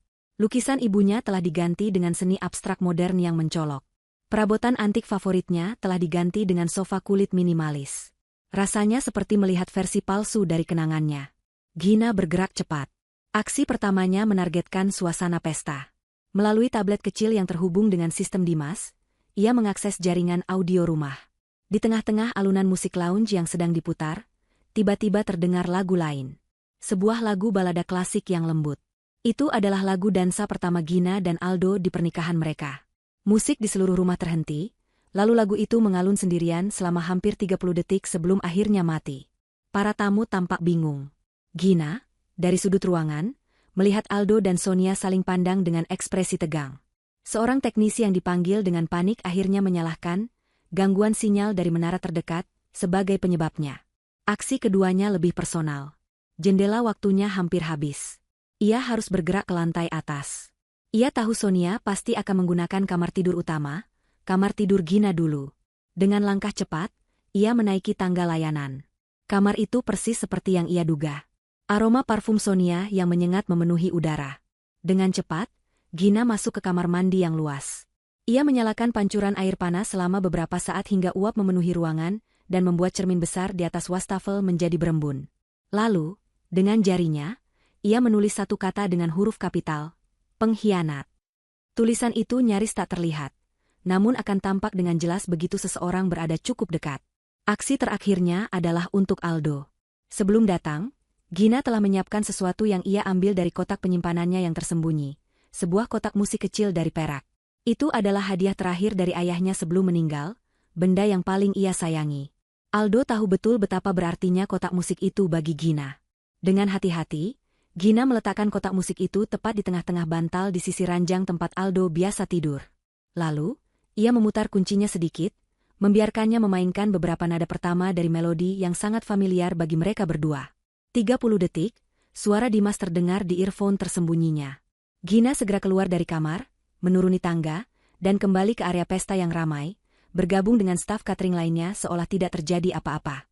Beberapa menit kemudian, ia berjalan keluar melalui pintu layanan yang sama saat ia masuk, tepat sebelum sistem keamanan kembali normal. Kembali di dalam van, mereka tidak perlu menunggu lama. Melalui penyadap yang masih aktif di kamar tidur, mereka mendengar semuanya. Pertama, pekikan ngeri dari Sonia saat melihat tulisan di cermin. Lalu, suaranya yang panik memanggil Aldo. "Ada apa lagi, Sonia?" tanya Aldo, terdengar jengkel. "Lihat ini. Siapa yang melakukan ini?" jerit Sonia. Hening sejenak. Lalu suara Aldo terdengar tegang. "Tenang, mungkin hanya salah satu pelayan yang iseng." "Iseng? Lalu bagaimana dengan ini?" Suara Sonia terdengar lagi, kali ini lebih tajam. Gina bisa membayangkan Sonia menunjuk ke arah bantal. Keheningan yang mengikuti jauh lebih lama dan lebih berat. Gina tahu persis apa yang sedang dilihat Aldo. Kotak musiknya. Benda yang seharusnya ikut hangus terbakar di dalam mobilnya setahun yang lalu. Ini tidak mungkin," bisik Aldo. Suaranya tidak lagi terdengar sombong, melainkan dipenuhi dengan kengerian murni. "Apa maksudmu tidak mungkin? Benda apa itu?" desak Sonia. Ini milik Gina," jawab Aldo. Argumen sengit pun pecah. Sonia menuduh Aldo ceroboh, menuduh ada seseorang dari masa lalu Gina yang tahu tentang mereka dan kini mencoba meneror mereka. Aldo, di sisi lain, terdengar benar-benar terguncang. Logikanya tidak bisa memproses bagaimana benda itu bisa ada di sana. Benih paranoia dan ketakutan telah berhasil ditanam. Kepercayaan di antara mereka mulai retak. Pesta pertunangan yang seharusnya menjadi perayaan kemenangan mereka kini telah diracuni oleh kehadiran hantu yang tak terlihat. Di dalam van yang gelap, Gina tersenyum. Ini baru permulaan. Ia telah membuktikan bahwa ia bisa masuk ke dalam benteng mereka kapanpun ia mau. Kini, mereka akan hidup dalam ketakutan, menunggu kapan hantu itu akan muncul lagi. Pesta pertunangan yang seharusnya menjadi proklamasi kemenangan Aldo dan Sonia justru menjadi awal dari teror psikologis mereka. Malam-malam berikutnya di Menshahan megah itu tidak lagi diisi dengan tawa kemenangan, melainkan paranoia yang pekat. Kotak musik perak milik Gina menjadi artefak terkutuk yang duduk di meja rias mereka, sebuah pengingat konstan bahwa ada sesuatu yang sangat salah. Aldo, yang biasanya begitu terkendali dan rasional, menjadi mudah tersinggung dan curiga. Ia menyewa tim keamanan swasta baru, memasang lebih banyak kamera pengawas, dan secara acak menginterogasi para pelayan, mencari mata-mata yang tidak ada. Logikanya tidak bisa menerima kemungkinan supernatural, jadi ia menyimpulkan ada pengkhianat di antara mereka, seseorang dari masa lalu yang ingin menghancurkannya. Sonia, di sisi lain, tenggelam dalam ketakutan yang lebih primitif. Ia mulai takut pada bayangannya sendiri, sering terbangun di tengah malam karena mimpi buruk, dan menolak untuk sendirian di kamar tidur utama. Ia menuduh Aldo tidak becus, gagal melindunginya, dan mungkin masih memiliki urusan yang belum selesai dengan masa lalunya. Hubungan mereka, yang dibangun di atas fondasi keserakahan dan pengkhianatan, mulai retak di bawah tekanan. Kepercayaan di antara mereka menguap, digantikan oleh tuduhan-tuduhan yang dilontarkan dalam bisikan-bisikan sengit di tengah malam. Mereka mendapatkan rumah, kekayaan, dan kebebasan yang mereka inginkan, tetapi mereka kehilangan kedamaian. Gina, dari tempat persembunyiannya, memantau semua ini dengan kepuasan yang dingin. Laporan audio dari Dimas menjadi hiburan malamnya. Ia mendengarkan pertengkaran mereka, tuduhan mereka, dan ketakutan mereka yang semakin menjadi-jadi. Ia telah berhasil menyusup ke dalam pikiran mereka, menjadi hantu yang menghantui setiap detik kehidupan mereka. Namun, ia tahu ini belum cukup. Teror psikologis hanyalah hidangan pembuka. Ia sedang mempersiapkan hidangan utama, kehancuran total dan tak terhindarkan. Bulan-bulan berlalu. Terlepas dari ketegangan internal di antara mereka, Aldo dan Sonia memutuskan untuk tetap melanjutkan rencana pernikahan. Bagi Aldo, pernikahan ini adalah langkah strategis terakhir. Pernikahan dengan Sonia akan memperkuat posisinya di mata publik, menunjukkan bahwa ia benar-benar telah move on dan solid. Itu akan menjadi penutup dari babak kehidupan Gina dan awal dari era Aldo Wijaya. Bagi Sonia, pernikahan ini adalah segalanya. Itu adalah validasi, piala kemenangan, dan tiket resminya untuk menyandang nama Wijaya dan semua kemewahan yang melekat padanya. Mereka berdua terlalu serakah untuk mundur sekarang, meskipun setiap malam mereka tidur dengan perasaan was-was. Mereka menetapkan tanggal pernikahan di musim gugur, hampir 2 tahun setelah kematian Gina. Tempatnya adalah ballroom termewah di Hotel Brawijaya Imperial, hotel bintang 5 paling prestisius di ibu kota. Ribuan undangan disebar, menjanjikan sebuah acara pernikahan abad ini. Media dipenuhi dengan berita tentang persiapan mereka, mulai dari gaun pengantin yang dirancang oleh desainer ternama Paris, hingga kue pernikahan setinggi 7 tingkat. Dunia menyaksikan dengan penuh kekaguman, tidak menyadari bahwa mereka sedang membeli tiket untuk menyaksikan sebuah eksekusi publik. Sementara mereka sibuk dengan persiapan pesta, Gina dan Dimas sibuk dengan persiapan perang. Markas mereka kini pindah ke sebuah unit apartemen canggih di pusat kota yang dilengkapi dengan teknologi terkini. Dindingnya dipenuhi oleh papan tulis putih dengan denah ballroom hotel, diagram alih rencana, dan foto-foto target utama mereka.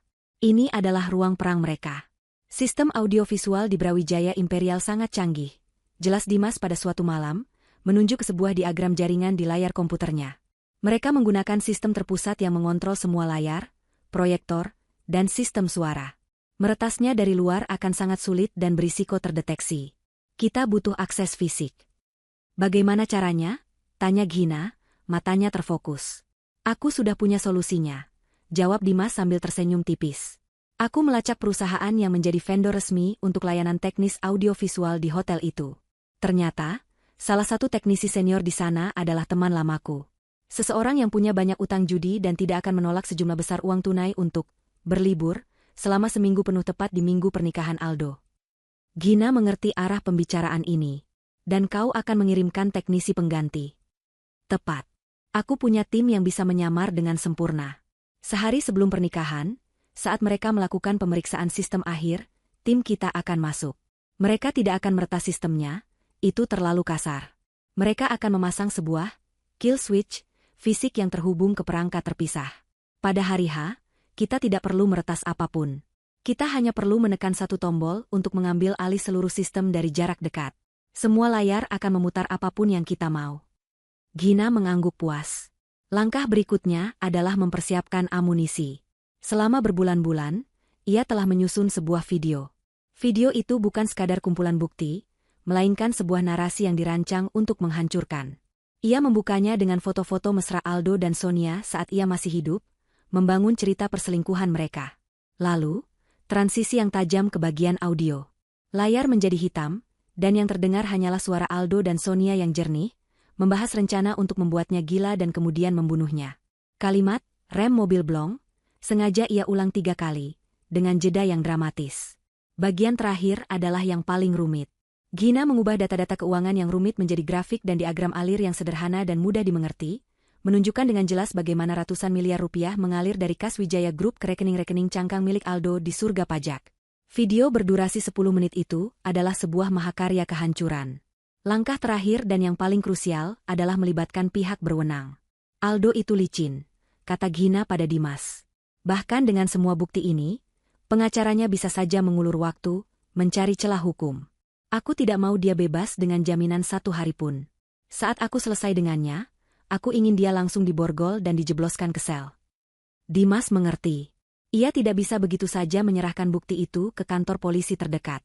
Ia menggunakan salah satu kontaknya yang paling terpercaya, seorang kepala unit di Direktorat Kriminal Khusus yang terkenal lurus dan tidak kenal kompromi.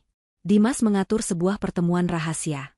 Ia tidak mengungkapkan identitas Gina, hanya memperkenalkan dirinya sebagai perwakilan dari klien yang dirugikan. Ia menyajikan sebuah ringkasan kasus yang padat dan kuat, lengkap dengan beberapa bukti kunci yang paling memberatkan. Sang kepala unit, seorang pria parubaya bernama Komisaris Besar Haryo, awalnya skeptis. Namun setelah mendengar rekaman audio konspirasi pembunuhan dan melihat bukti aliran dana, ekspresinya berubah menjadi baja. Ini bukan lagi kasus penipuan biasa, kata Haryo. Ini konspirasi tingkat tinggi. Saya butuh semua buktinya. Anda akan mendapatkannya, janji Dimas. Tepat di hari pernikahan mereka. Saya tidak bisa memberikannya sekarang karena nyawa klien saya dan keamanan operasi ini dipertaruhkan. Yang saya minta, siapkan tim terbaik Anda untuk siaga di dekat Hotel Brawijaya Imperial pada tanggal pernikahan. Saat saya memberi sinyal, saya ingin tim Anda bergerak masuk dan menyegel tempat itu. Jangan biarkan tikus-tikus itu lolos. Haryo, melihat keseriusan dan bobot bukti awal, menyetujuinya. Perangkap hukum telah dipasang. Akhirnya, hari pernikahan itu tiba. Langit Jakarta tampak cerah, seolah ikut memberkati hari besar itu. Di dalam suite presidensial Brawijaya Imperial, Sonia sedang didandani oleh para penata rias terbaik. Ia menatap pantulan dirinya di cermin. Dalam balutan gaun pengantin putih bertabur kristal, ia tampak seperti seorang putri. Ia telah berhasil. Sebentar lagi, ia akan menjadi Nyonya Wijaya. Namun, di balik senyumnya yang dipaksakan, matanya menyiratkan kegelisahan. Bayangan kotak musik perak itu masih menghantuinya. Di ruangan lain, Aldo merapikan dasi kupu-kupunya. Ia tampak gagah dan berkuasa. Ia telah berhasil mengatasi paranoia pasca pesta pertunangan. Ia meyakinkan dirinya sendiri bahwa itu hanyalah ulah orang iseng, seorang musuh bisnis yang iri padanya. Hari ini adalah hari penobatannya. Setelah janji suci diucapkan, statusnya sebagai penguasa absolut Wijaya Group tidak akan tergoyahkan lagi.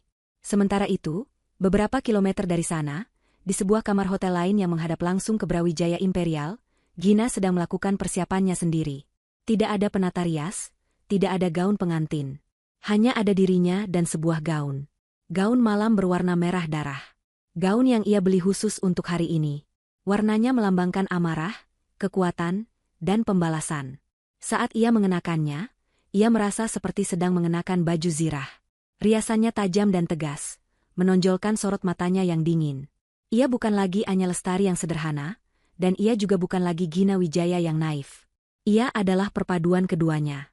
Seorang wanita yang bangkit dari kuburnya untuk menuntut balas. Dimas masuk ke dalam kamar. Semua siap, katanya pelan. Tim teknis sudah mengkonfirmasi, kill switch sudah aktif dan terhubung. Tim Kompol Haryo sudah berada di posisi, menyamar sebagai tamu dan staf hotel.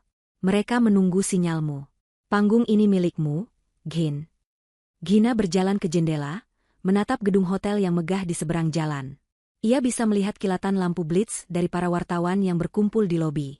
Ia bisa merasakan energi dari ratusan tamu yang sedang mengisi ballroom. Mereka semua ada di sana untuk menyaksikan sebuah dongeng. Mereka tidak tahu, mereka akan menyaksikan sebuah pengadilan. Gina mengangkat segelas air putih, menatap pantulan dirinya di kaca jendela. Untuk para pengkhianat, bisiknya, pertunjukan akan segera dimulai. Musik orkestra yang megah memenuhi ballroom Hotel Brawijaya Imperial yang didekorasi seperti istana dalam negeri dongeng. Ribuan bunga mawar putih dan lili tergantung dari langit-langit kristal, menyebarkan aroma wangi yang mewah. Ratusan tamu, yang terdiri dari para pejabat, pebisnis kelas kakap, dan sosialita paling berpengaruh di negeri ini, duduk dengan takjub di kursi mereka yang berbalut kain sutra. Semua mata terpaku pada altar yang bermandikan cahaya, tempat Aldo Wijaya berdiri dengan senyum penuh kemenangan di wajahnya. Ia tampak seperti seorang pangeran, menanti kedatangan ratunya. Lalu, pintu utama ballroom yang tinggi dan megah terbuka. Sonia muncul, digandeng oleh seorang kerabat jauhnya. Ia tampak memesona. Gaunnya yang berkilauan menangkap cahaya dari setiap lampu gantung, dan senyumnya, meskipun sedikit tegang, tampak begitu bahagia. Para tamu menahan napas. Ini adalah puncak dari sebuah kisah cinta modern yang telah mereka ikuti di media. Sebuah kisah tentang tragedi yang berubah menjadi kebahagiaan. Sonia berjalan perlahan di atas karpet putih yang ditaburi kelopak mawar. Saat ia tiba di altar, Aldo menyambutnya, mengambil tangannya, dan menatap matanya dengan tatapan yang dipenuhi kekaguman palsu. Mereka berdiri di hadapan penghulu, mengucapkan janji suci mereka dengan suara yang jelas dan mantap. Dari sudut mata Gina, yang menyaksikan semuanya melalui kamera tersembunyi yang dipasang oleh tim Dimas, pemandangan itu terasa begitu menjijikan. Mereka mengucapkan kata-kata suci tentang kesetiaan dan cinta, kata-kata yang telah mereka injak-injak artinya. Saya nyatakan, kalian berdua resmi sebagai suami dan istri, kata sang penghulu. Para tamu bertepuk tangan meriah. Sekarang, mempelai pria dipersilakan mencium istrinya. Ini adalah momen yang ditunggu-tunggu Gina. Saat Aldo mencondongkan tubuhnya, mengangkat cadar Sonia, dan hendak menyatukan bibir mereka, Gina memberikan sinyal kepada Dimas. Sekarang, di ruang kontrol darurat mereka, Dimas menekan sebuah tombol merah pada perangkatnya. Seketika, keajaiban terjadi. Semua layar raksasa di ballroom, yang seharusnya menampilkan tayangan langsung momen ciuman pertama mereka sebagai suami istri, tiba-tiba mati selama sepersekian detik. Keheningan yang canggung menyelimuti ruangan. Para tamu saling berpandangan bingung. Aldo dan Sonia membeku, ciuman mereka tertahan di udara. Lalu, layar-layar itu menyala kembali. Namun, bukan wajah bahagia mereka yang muncul. Yang muncul adalah sebuah foto.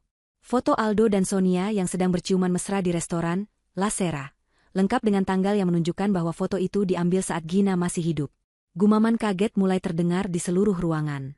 Sebelum ada yang sempat bereaksi, layar berganti lagi, menampilkan foto-foto lain dari perselingkuhan mereka.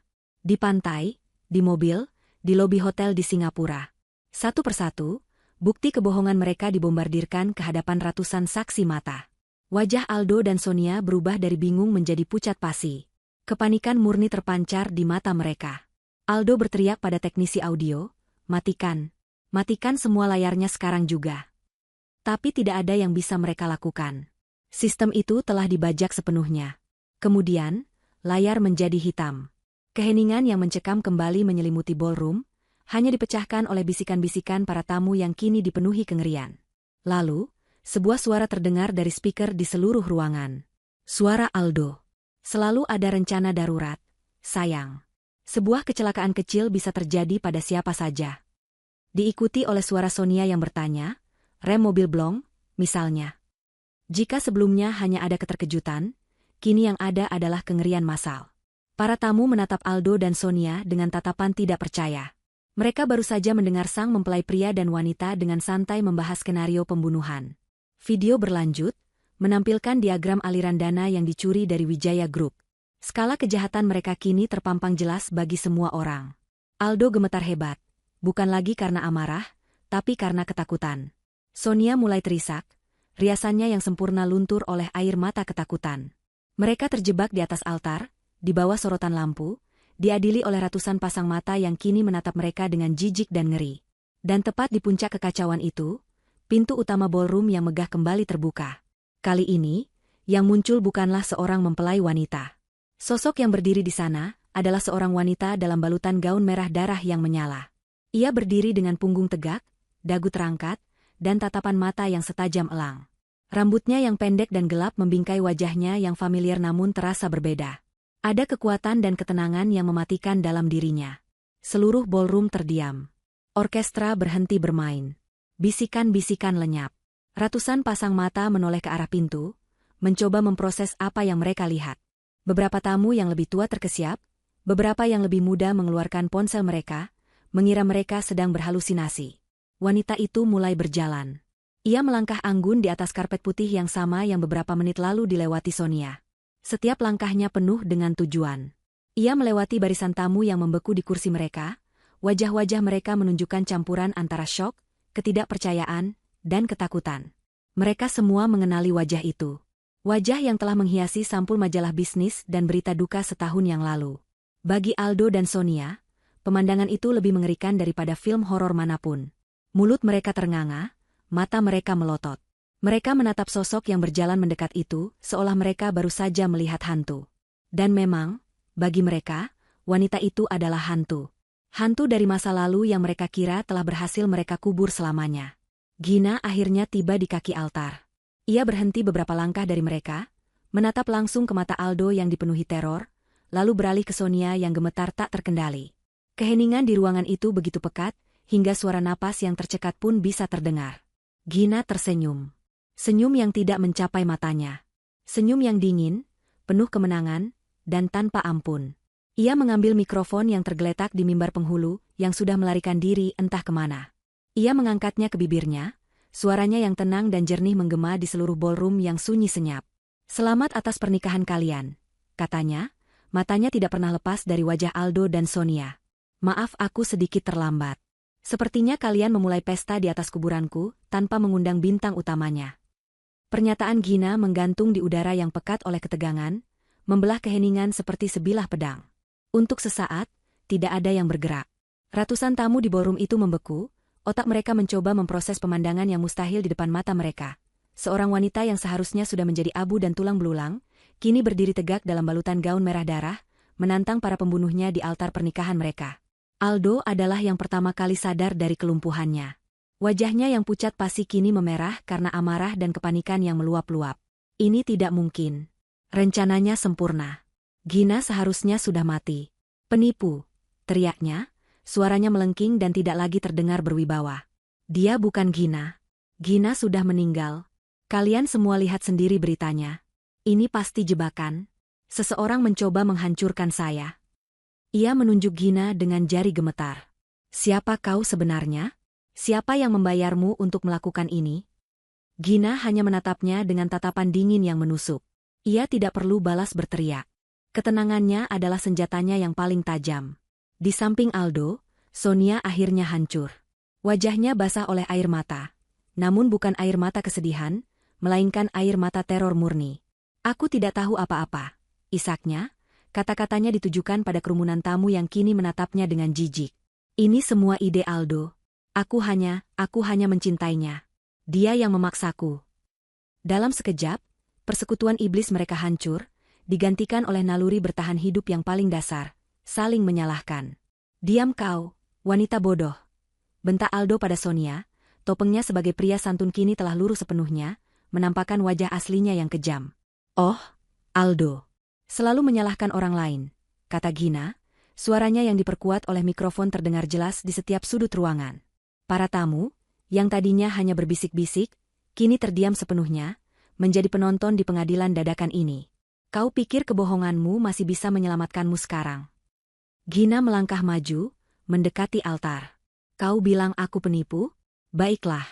Kalau begitu, coba kau jelaskan pada semua orang di sini, bagaimana seorang penipu bisa tahu tentang bekas luka kecil di pergelangan tanganku ini." Gina mengangkat pergelangan tangannya, menunjukkan sebuah bekas luka tipis berwarna putih. Kau lupa, Al? Kau yang membuat bekas luka ini saat kita berbulan madu di Maldives. Saat kau mencoba membuka cangkang tiram dengan pisau dan tanganmu terpeleset. Kau sangat panik waktu itu, takut telah merusak kulit istrimu. Apa seorang penipu juga tahu cerita itu? Aldo terbelalak. Ia mundur selangkah, menabrak meja altar. Tidak ada sanggahan yang bisa ia berikan. Itu adalah kenangan intim yang hanya mereka berdua yang tahu. Kerumunan tamu tersentak.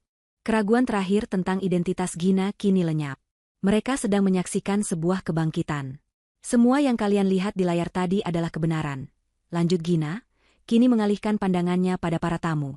Ia berbicara dengan otoritas seorang ratu yang merebut kembali tahtanya. Pria ini, Aldo Wijaya, suami yang kalian kira berduka, telah berselingkuh dengan asisten pribadiku, wanita yang berdiri di sampingnya itu, jauh sebelum aku meninggal. Tapi itu bukan kejahatan terburuk mereka. Suara Gina menjadi lebih berat, lebih tajam. Mereka tidak puas hanya dengan hubungan gelap. Mereka menginginkan segalanya. Mereka merencanakan untuk menyatakan aku gila, lalu mengurungku di rumah sakit jiwa agar mereka bisa mengambil alih perusahaan dan seluruh harta warisanku. Dan ketika mereka takut aku akan melawan, mereka menyiapkan rencana darurat. Sebuah kecelakaan mobil. Sebuah tragedi yang akan membuat Aldo menjadi duda kaya raya yang dikasihani semua orang. Gelombang kengerian yang nyata menyapu seluruh ballroom. Orang-orang terkesiap ngeri. Beberapa bahkan menutup mulut mereka dengan tangan. Mereka kini sadar, mereka tidak hanya menghadiri pernikahan yang gagal, mereka sedang mendengarkan kesaksian dari seorang korban percobaan pembunuhan. Dan selama setahun terakhir, Gina melanjutkan, sementara kalian semua mengiriminya karangan bunga duka cita, pria ini dan selingkuhannya telah menari-nari di atas kuburan palsuku. Mereka telah menjarah perusahaan yang dibangun oleh ayahku, menggelapkan ratusan miliar rupiah untuk kepentingan pribadi mereka. Cukup, raung Aldo, matanya liar. Rasa takutnya kini telah berubah menjadi kemarahan nekat seorang binatang yang terpojok. Ia melompat dari altar, mencoba menerjang Gina. Aku akan membunuhmu. Kali ini aku akan benar-benar membunuhmu. Namun, ia tidak pernah berhasil mencapai Gina. Tepat saat ia bergerak, semua pintu ballroom, termasuk pintu layanan, terbuka serentak. Yang masuk bukanlah pelayan atau tamu yang terlambat, melainkan puluhan anggota polisi dari unit khusus, mengenakan rompi anti peluru dan memegang senjata. Mereka bergerak dengan cepat dan teratur, menyebar ke seluruh ruangan dan menyegel setiap jalan keluar. Para tamu menjerit panik, namun para petugas dengan sigap menenangkan mereka. Di depan barisan polisi itu, berjalan seorang pria parubaya dengan wibawa yang tak tergoyahkan. Komisaris Besar Haryo. Ia berjalan lurus ke arah altar, di mana Aldo telah membeku di tempatnya, terperangah melihat kedatangan polisi. Sonia menjerit dan mencoba kabur ke arah belakang altar, namun dua orang polwan dengan cepat menangkapnya. Aldo Wijaya dan Sonia Amelia, kata Kompol Haryo dengan suara yang keras dan jelas, kalian berdua ditahan atas tuduhan konspirasi untuk melakukan pembunuhan berencana, penipuan, penggelapan dana, dan pemalsuan dokumen. Dunia Aldo runtuh seketika. Semua kekuatannya, semua pesonanya, semua kekuasaannya, lenyap dalam sekejap. Yang tersisa hanyalah seorang kriminal yang ketakutan. Saat seorang petugas mendekat dan memborgol tangannya di belakang punggung, Aldo menatap Gina dengan tatapan penuh kebencian. Kau akan membayar semua ini, desisnya. Gina hanya menatapnya dengan pandangan kosong. Kau sudah membayar semuanya, Aldo, dengan seluruh sisa hidupmu. Suara klik borgol yang terkunci di pergelangan tangan Aldo dan Sonia terdengar begitu nyaring di ballroom yang kini menjadi sunyi. Suara itu, bagi Gina, adalah musik termerdu yang pernah ia dengar. Itu adalah suara keadilan. Di tengah kilatan lampu kamera dari para wartawan yang kini diizinkan masuk dan mengabadikan momen itu, Aldo dan Sonia digiring keluar dari pesta pernikahan mereka sendiri. Wajah mereka, yang beberapa menit lalu bersinar karena kebahagiaan palsu, kini terpatri dalam sejarah sebagai wajah para penjahat yang paling terkenal di negeri ini. Momen bahagia mereka telah berubah menjadi aib abadi yang tidak akan pernah terlupakan. Gina tetap berdiri di atas panggung kecil di depan altar. Kekacauan masih berputar di sekelilingnya, para tamu masih syok, polisi masih mengamankan tempat kejadian. Namun di tengah semua itu, ia merasa tenang. Dimas mendekatinya, menatapnya dengan tatapan bangga. Sudah berakhir, Gin, katanya pelan. Gina mengangguk. Ia menatap ke sekeliling ballroom, tempat di mana ia seharusnya dihancurkan, namun justru menjadi panggung kemenangannya. Pertarungan telah usai. Sang hantu telah menyelesaikan tugasnya. Kini, saatnya bagi Gina untuk belajar bagaimana caranya hidup kembali. 6 bulan kemudian, Jakarta sudah menemukan topik baru untuk dibicarakan. Namun, pengadilan pernikahan berdarah, begitu media menjulukinya, tetap menjadi sebuah legenda urban yang akan diceritakan turun-temurun. Persidangan Aldo dan Sonia berjalan cepat dan brutal. Dengan bukti rekaman yang tak terbantahkan, kesaksian dari Gina sendiri, dan jejak digital dari kejahatan finansial mereka yang dipaparkan dengan rinci oleh tim forensik, para pengacara termahal yang disewa Aldo tidak bisa berbuat apa-apa. Mereka mencoba membangun narasi bahwa Gina adalah wanita pendendam yang tidak stabil, namun citra publik mereka sudah terlalu hancur. Wajah mereka yang kejam dan serakah telah terekspos ke seluruh dunia. Pada hari pembacaan vonis, ruang sidang dipenuhi oleh wartawan. Aldo dan Sonia, yang kini tampak kuyu dan jauh lebih tua dari usia mereka, hanya bisa menunduk pasrah. Hakim mengetukkan palunya dengan keras. Aldo Wijaya divonis hukuman penjara seumur hidup atas dakwaan percobaan pembunuhan berencana dan kejahatan finansial skala besar. Sonia Amelia menerima vonis 20 tahun penjara atas keterlibatannya. Kekayaan haram mereka disita oleh negara, dan nama mereka selamanya akan menjadi sinonim dari keserakahan dan pengkhianatan. Keadilan telah ditegakkan sepenuhnya. Karma telah menemukan jalannya. Bagi Gina, proses kembali ke dunia orang hidup tidaklah mudah. Ia harus melalui serangkaian prosedur hukum yang rumit untuk membatalkan akta kematiannya.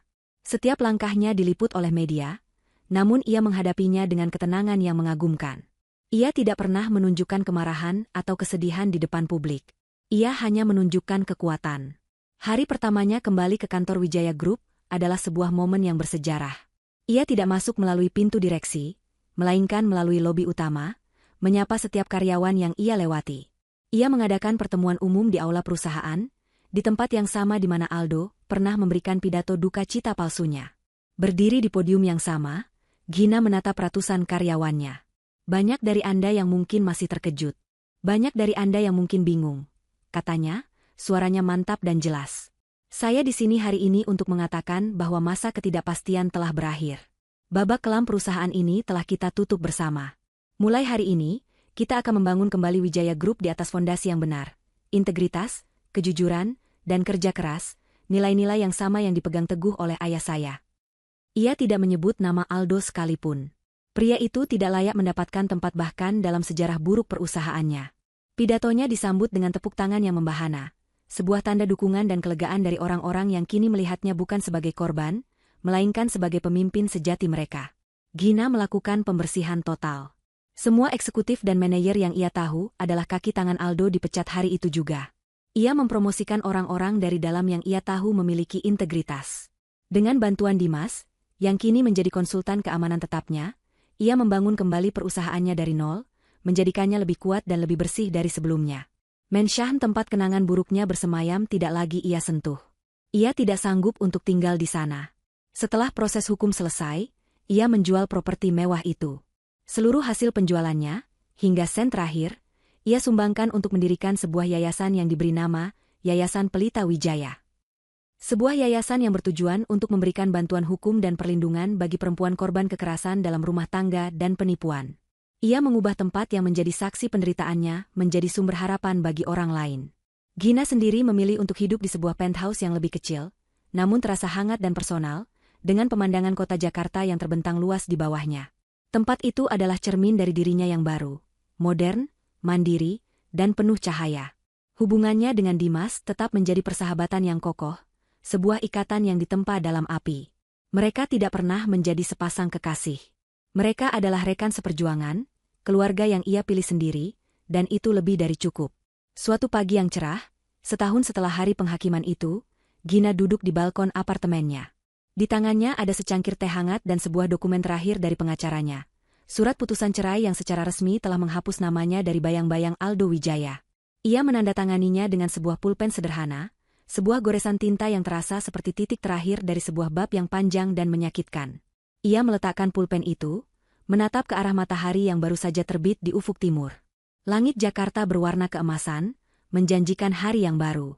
Ia tidak lagi merasakan amarah, tidak ada lagi dendam di hatinya. Semua itu telah larut bersama dengan ditegakkannya keadilan. Yang ia rasakan saat itu adalah sesuatu yang sudah sangat lama tidak ia rasakan, kedamaian. Kedamaian yang sejati dan mendalam. Gina tersenyum. Bukan senyum sinis sang pembalas dendam, bukan pula senyum rapuh sang korban. Itu adalah senyum tulus dari seorang wanita yang telah berjalan melewati neraka dan keluar menjadi lebih kuat. Ia telah kehilangan segalanya, namun pada akhirnya, ia menemukan sesuatu yang jauh lebih berharga, dirinya sendiri.